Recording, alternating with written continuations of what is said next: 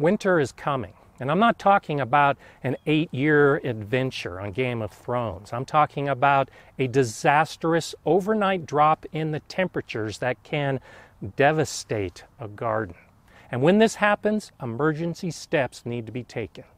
Hi, I'm Gardener Scott, a master gardener who discusses everything gardening so that you can become a better gardener. And today I'm going to share with you 6 emergency actions you should consider when winter comes early.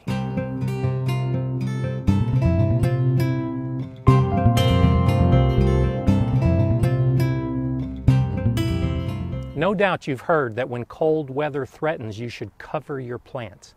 But there's more to it than that. Yes, covering your plants can offer temporary protection when temperatures drop near or below freezing.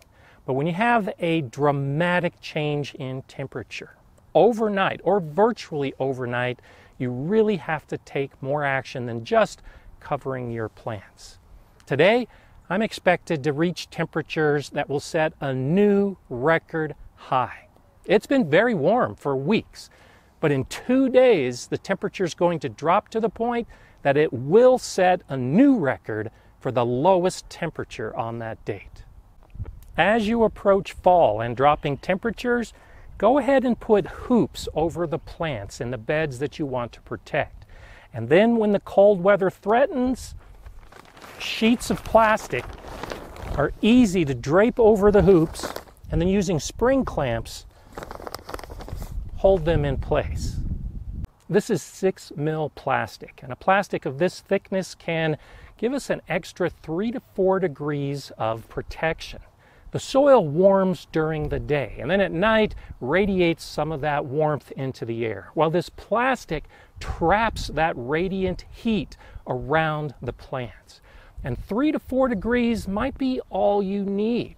If the temperature's dropping below 40, below 35, if you get those extra 3 to 4 degrees of protection, well, then you're well above freezing. And even if temperatures are dropping to freezing, this can give you the protection to keep your plants alive. For open in-ground plants, consider using a tarp.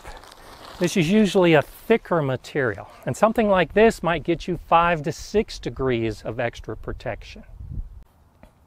For individual plants, especially ones that are just starting to emerge or are particularly tender, you can use a black plastic bucket for protection. The air temperature around some of those individual plants might be 5 or 6 degrees of extra protection with a black plastic pot. And it's cumulative. So if you cover plants with pots and then add a tarp or plastic on top of that, you're getting even more temperature protection. Setting up hoops and that extra protection is relatively easy and very effective. But this next part is actually pretty difficult. It's setting up a triage for your plants. A triage like on a battlefield where the nurses and the doctors examine the patients and decide which ones can be saved and which ones can't. Well, that's what we have to do in our garden. Based on the forecast and how severe we expect the weather to be, we have to look at our plants and decide, can they be saved or can't they? If they can, will that extra protection be enough? Or with that protection, is it not going to be enough, and therefore the plants are going to die? My squash and beautiful pumpkins in this hugelkultur bed can't handle any frost at all. Now I've got my tarp ready to go, and so if I cover this entire area with a tarp, I can protect them as long as the temperature stays above about 28 degrees. But my forecast is dramatically below that. So even with that extra 5 degrees of protection, I'm not going to be able to save these pumpkins. So it's not even worth the effort of covering them with a tarp. I'm just going to have to accept it's the end of the season for these plants. The plants in this bed can handle some cold weather. Maybe not as severe as is forecast, but I'm willing to go ahead and use this plastic to try to protect these turnips and spinach and lettuce and radish. But over here in this bed, with the squash and the cucumbers, I could try to drape something over this entire bed, but just like the pumpkins, they're not going to make it. And this bed over here with the cucumbers and the squash, I've had great production out of them. The hoop is ready, but it's just going to be too cold for my severe temperature that's coming. But if you have a bed like this and the temperature is just getting to that freezing point or slightly above it, we'll definitely cover and try to prolong your production and harvest season. I'm most upset by the loss of these tomatoes because they've suffered a lot this year. They were beaten down by hail. They've grown back. Now they're strong and starting to give me some tomatoes along with the ones on the trellis behind me, but there's just not enough that I can do to protect them because of this unusual and abnormal storm that's coming through to drop temperature and snow within a couple days of the earliest snow that's ever been recorded in my area. That's why this is an emergency, and that's why this triage is so difficult, because I have to accept that these plants are going to die. And so now it's time to step in with another emergency action, and that's to harvest everything possible before the temperature falls. Now, it's easy to go ahead and look at a ripe tomato and know that we can pick this.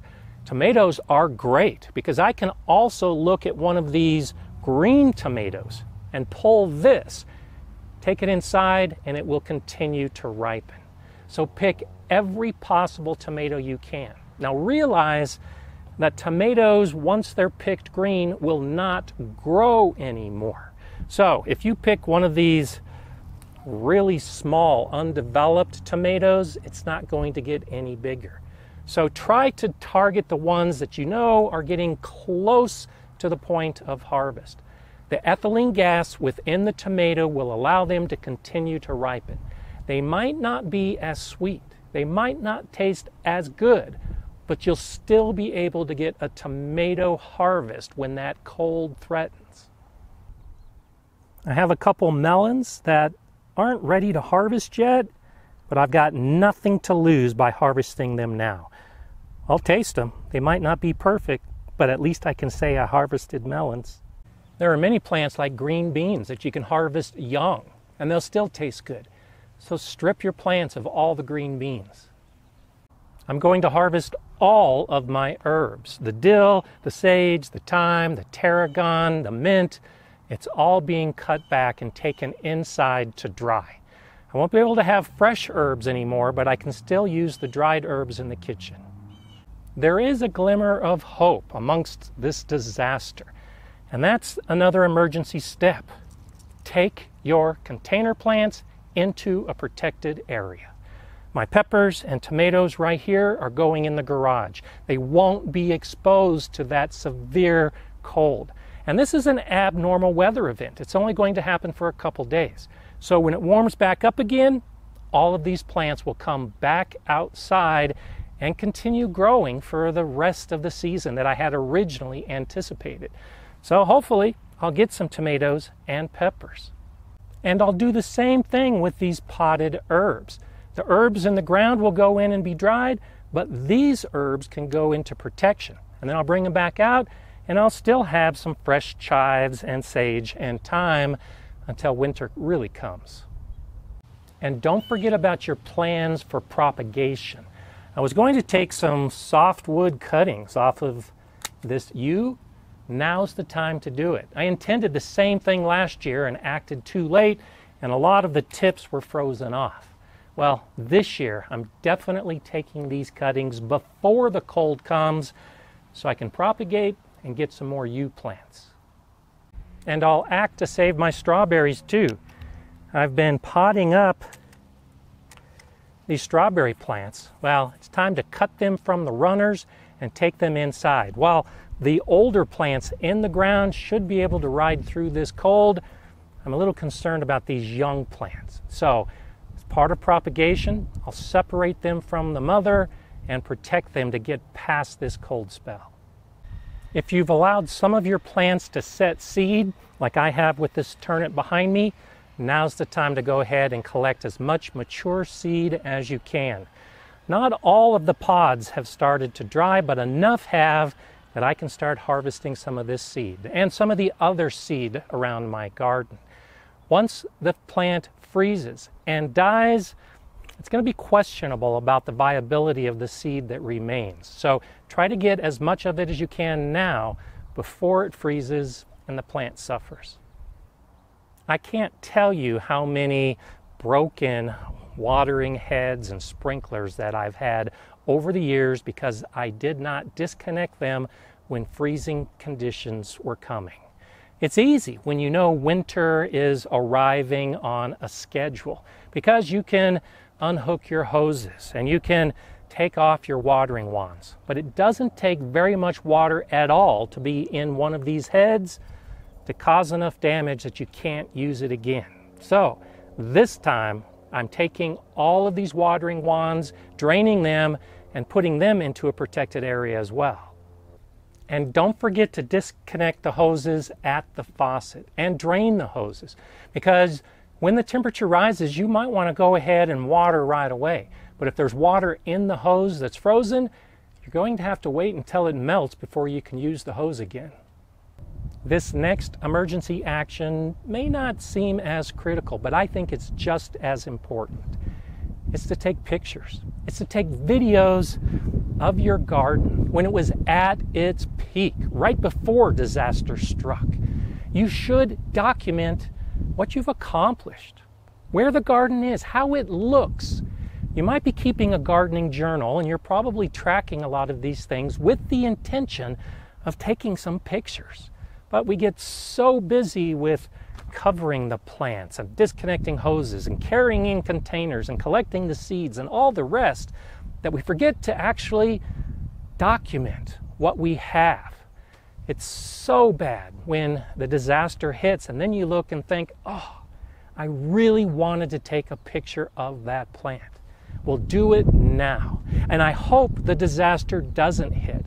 I hope your cold, when it comes, isn't so severe so that you can take some of these actions to protect your garden and keep it going for a week or multiple weeks. But plan for it. Be ready. And if you've benefited from the ideas of this video, well, I encourage that you share it with other gardeners who you think can benefit as well. I'm Gardener Scott. Enjoy gardening.